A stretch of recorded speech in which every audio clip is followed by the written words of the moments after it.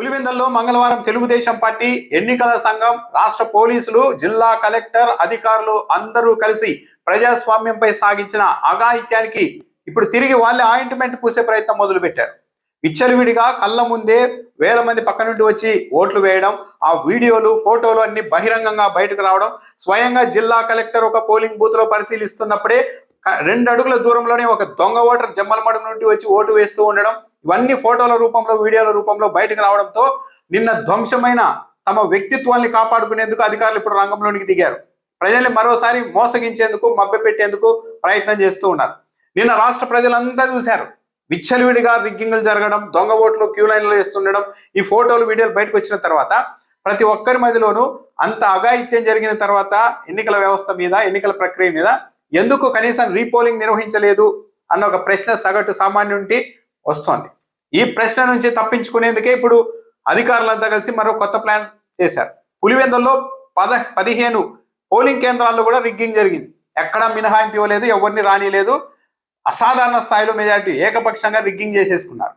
ఇది చూసిన తర్వాత ప్రజల నుండి, సామాన్యుల నుండి ఈ ప్రశ్న వస్తూ ఉండడం నేపథ్యంలో లేదు, అంత సవ్యంగా జరిగింది, మీరు చూశారు కదా ఫోటోల రూపంలో, వీడియోల రూపంలో ఆ దొంగ ఓటర్లు ఎక్కడెక్కడైతే ఓట్లు వేశారో వాళ్ళు అన్ని చోట్ల వేయలేదు, కొన్ని చోట్ల మాత్రమే అలా వేశారు.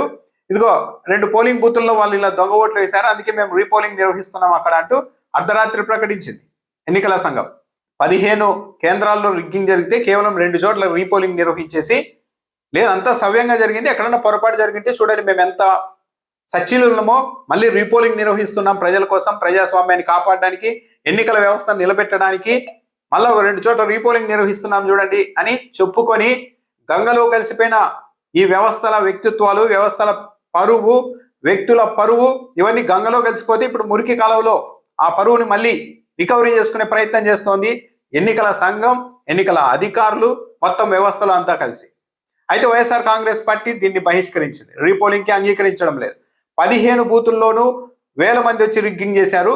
కేంద్ర బలగాలతో మొత్తం ఎన్నికలు నిర్వహించాల్సిందే, 2 చోట్ల మాత్రమే నిర్వహిస్తాము అంటే అది మభ్య పెట్టడమే. కాబట్టి మేము ఈ రీపోలింగ్ ను ఆహ్వానించడం లేదు, అసలు రీపోలింగ్ లో పాల్గొనడం లేదు, మేము ఎన్నికను బహిష్కరిస్తూ ఉన్నామని అవినాష్ రెడ్డి ప్రకటించారు.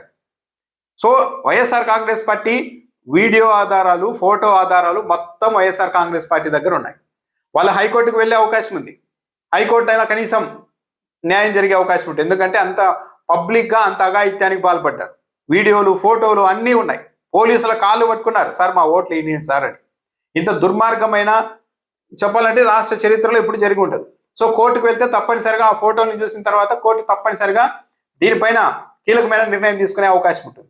సో కోర్టును కూడా తప్పుదారి పట్టించడానికి లేదు, ఒక 2 చోట్ల ఇలా జరిగింది అందుకే అక్కడ రీపోలింగ్ నిర్వహిస్తున్నాం, మిగతా అంతా బాగా జరిగిందని మభ్య పెట్టడానికి, ప్రజలే కాకుండా కోర్టును కూడా మభ్య పెట్టడానికి హఠాత్తుగా 2 చోట్ల రీపోలింగ్ అని ఎన్నికల అధికారులు ప్రకటించారనేది క్లియర్ గా అర్థమవుతుంది. అంటే ఇది మరోసారి నేలమట్టమైన తమ పరువు ప్రతిష్టల్ని కాపాడుకునేందుకు, ప్రజల్ని మభ్యపెట్టేందుకు, కోర్టులు కూడా తప్పుదారి పట్టించేందుకు ఈ 2 పోలింగ్ బూతుల్లో రీపోలింగ్ ఆదేశించారు అనేది అయితే చాలా క్లియర్ గా అర్థమవుతోంది.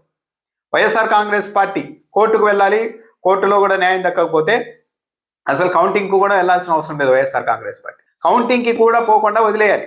అప్పుడే కనీసం ఈ నిన్న జరిగిన అఘాయిత్యంలో పాలు పంచుకున్న ఉన్నతాధికారులు, ఈసీ, టీడీపీ పెద్దలు అంతా కనీసం 4 గోడల మధ్య అయినా కూడా నిన్న జరిగిన అఘాయిత్యానికి, చేసిన అఘాయిత్యానికి కనీసం 4 గోడల మధ్య అయినా సిగ్గుతో తలదించుకొని బాధపడే అవకాశం ఉంటుంది.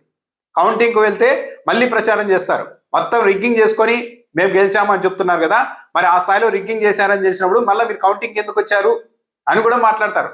వైఎస్ఆర్సీపీ వాళ్ళు కౌంటింగ్ కు హాజరయ్యారు అంటే రిగ్గింగ్ జరగలేదు, ఏమో మనం గెలుస్తామన్న ఆశతోనే వాళ్ళు వచ్చారు. అప్పటి వరకు రిగ్గింగ్ జరిగింది 100కు 100% అని వీళ్ళు చేసిన ప్రచారం అంతా అవాస్తవమే. ఇది నిజంగానే ప్రజలు ఓట్లు వేసింటేనే మాకు ఇన్ని ఓట్లు వచ్చాయని బహిరంగంగానే తెలుగుదేశం పార్టీ వాదిస్తుంది. ఏమాత్రం మొహమాట పడరు అలాంటి వాదనలో.